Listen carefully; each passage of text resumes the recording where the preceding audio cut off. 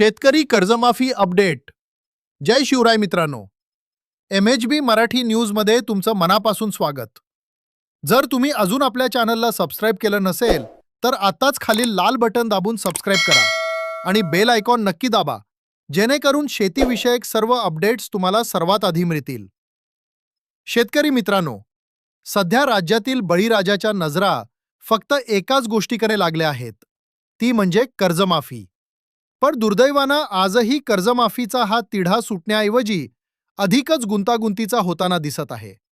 29 April 2026 रोजी झालेली मंत्रिमंडळाची बैठक ही शेतकऱ्यांसाठी अत्यंत महत्त्वाची मानली जात होती. सर्वांना वाटलं होतं की कर्जमाफीसाठी स्थापन केलेल्या विशेष समितीचा अहवाल या बैठकीत सादर होईल आणि त्याला मंजुरी मिळून प्रत्यक्ष अंमलबजावणीला सुरुवात होईल.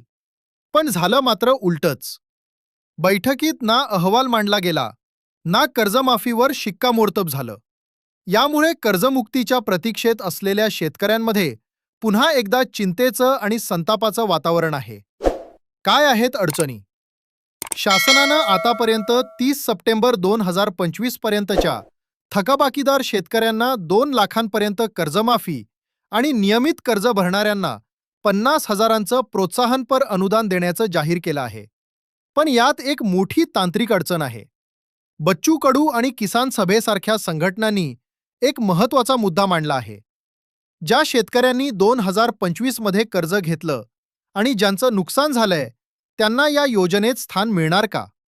कारण 30 सप्टेंबर 2025 ची अट लावली तर हे नवीन कर्ज घेणारे शेतकरी दोन्ही लाभांपासून वंचित राहू शकतात. म्हणूनच ही मर्यादा वाढवून निकषांमध्ये बदल करण्याची मागणी जोर धरत आहे.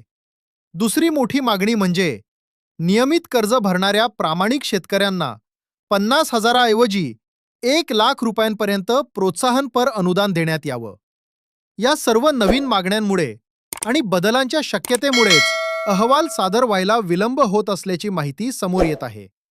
शेतकरी मित्रांनो, खरीप हंगाम अगदी तोंडावर आला आहे.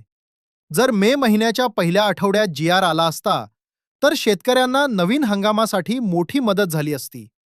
पण आता होणाऱ्या या दिरंगाईमुळे शेतकऱ्यांना पुन्हा एकदा बँकांच्या फेऱ्या माराव्या लागण्याची शक्यता आहे. सरकारनं लवकरात लवकर हा अहवाल जाहीर करून अंमलबजावणी करावी, हीच आपली मागणी आहे. या विषयावर तुमचं काय मत आहे? सरकार खरंच कर्जमाफी देणार का? कमेंट्समध्ये नक्की सांगा. माहिती आवडली असेल तर व्हिडिओला लाईक करा आणि अशाच ताज्या अपडेट्ससाठी MHB मराठी न्यूज चॅनलला नक्की सबस्क्राईब करा.